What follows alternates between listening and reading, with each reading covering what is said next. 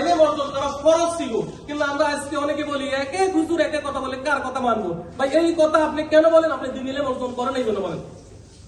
আমরা তো এই কথা বলি না, কারণ আমরা দেখি কোন হুজুর কোরআন এবং হাদিস দিয়ে কথা বলছে, আমরা তো দেখে দেখি, হুজুর দেখি না।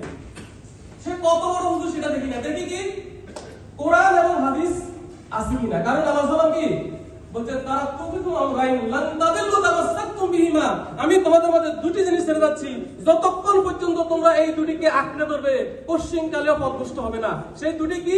কিতাবুল্লাহ, আল্লাহর কিতাব। আল্লাহর কিতাব কি? কোরআন, ওয়া সুন্নাতুন নবী সাল্লাল্লাহু আলাইহি ওয়াসাল্লাম, আর রাসূল সাল্লাল্লাহু আলাইহি ওয়াসাল্লামের হাদিস। তো এই দুইটা তো আমাদের মাঝে বিদ্যমান আছে, মওজুদ আছে। কেন আমি ইখতিলাফে যাব? কেন আমি এত মানে ঝগড়া ফাসাদ করতে যাব? ভাই যে কথা বলছো কোরআন এবং হাদিসে আছে কিনা? থাকলে সামিআনা ওয়া আতা'না, আমি শুনলাম, আমি মানতে কোনো আপত্তি নাই। তো আজকে আমরা দ্বীন ইলম অর্জন কইরা বিদায় শুধু দেখতেছি কি যে ইখতিলাফ, শুধু দেখতেছি হুজুরদের ভিতরে এত মতানৈক্য, এত কেন দেখতেছি? এই কাতারে আপনারা আছেন, যারা আছেন বলেন তো